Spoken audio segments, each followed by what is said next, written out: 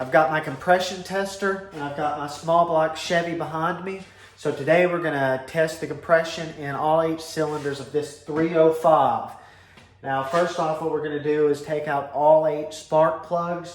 I'm gonna disconnect the coil as well, and I'll show y'all what I'm doing as we go along. Before we get started, I know in the last couple of videos in this series, I talked about a name for this truck. I haven't named it yet and was asking for suggestions. So I think I figured out a name for it. So many of you cultured people know who Vic Rattlehead is. So I think I'm going to call this truck Vic Rattle Can, since it was painted with a spray paint can by the previous owner, many spray paint cans. And I actually like the way it looks. I have no plans to change this paint because it looks really ratty, in my opinion. And so, Vic Rattle Can. Vic for short. What do y'all think? I like it a lot. Okay, now let's get started. One other thing I wanted to show y'all real quick was I hated the zip tie way that I mounted the tachometer in the last episode. So I went ahead and I redid that, and it looks 100 times better now, in my opinion. I actually put a bracket on it, the one that it came with, so it's no longer zip tied on, which looked terrible. I just wanted to show that real quick. So yes, now it looks way better. So first off, I went around and marked all of my plug wires.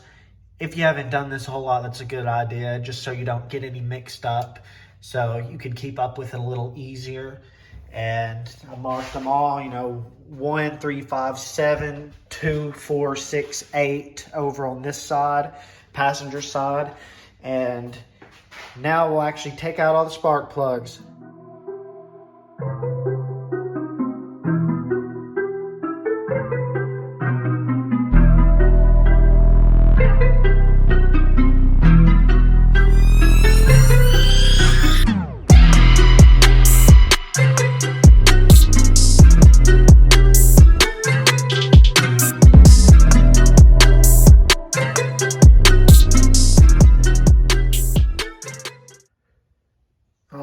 Here's spark plugs 1 through 8, and I've got them lined up how they were in the engine.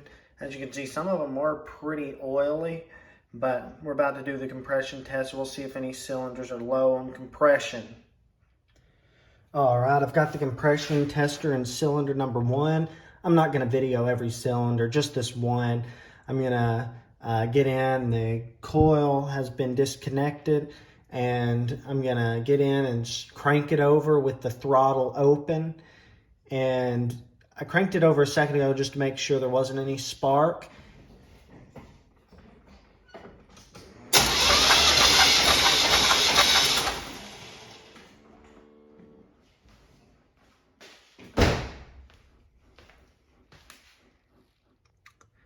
All right, so we got right at 150 on cylinder 1. There we go. I'll come back to y'all after another 7 tests. All right, see y'all again in a bit. All right, we've got cylinder number 8.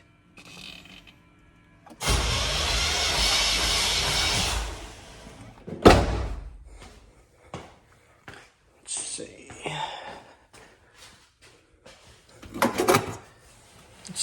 It looks to be right at 160 on the dot. All right, guys, here are the finished results, and honestly, I'm ecstatic about it. Every cylinder was really close together in their pressure. Cylinder 1 was the lowest. I redid it since it was the first cylinder I did. After, I got the hang of it a little better, and it measured at 160. But here's what I don't like: how oily all the cylinders are. That's the part that I'm worried about, because the engine smokes a little bit. You can't always notice it, but sometimes you can. And so I'm thinking it's getting too much oil up through the cylinders. That's why I did this compression test in the first place. Let me turn on my light. Cylinder 5 and 7 were by far the hardest, because you had a lot of stuff you had to work around, like master cylinder. And those 2 cylinders took almost as long as all 6 of the others. But now I'm going to put it all back together and get it started again. I was going to put new spark plugs, but I changed all of them out just about a few months ago, but I bought new ones just in case they were bad, but I don't think they're bad enough to warrant changing, so I'm just going to put the old plugs back where they went.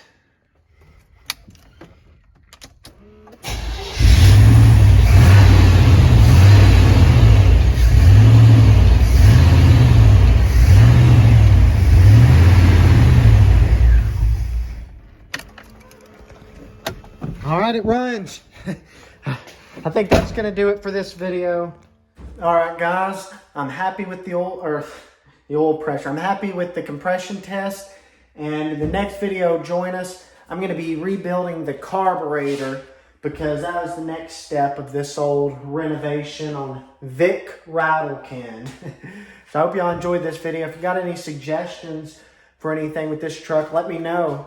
And I'm wondering if that oil, maybe valve seals or something like that, because I know the engine in this was pretty fresh when I bought it.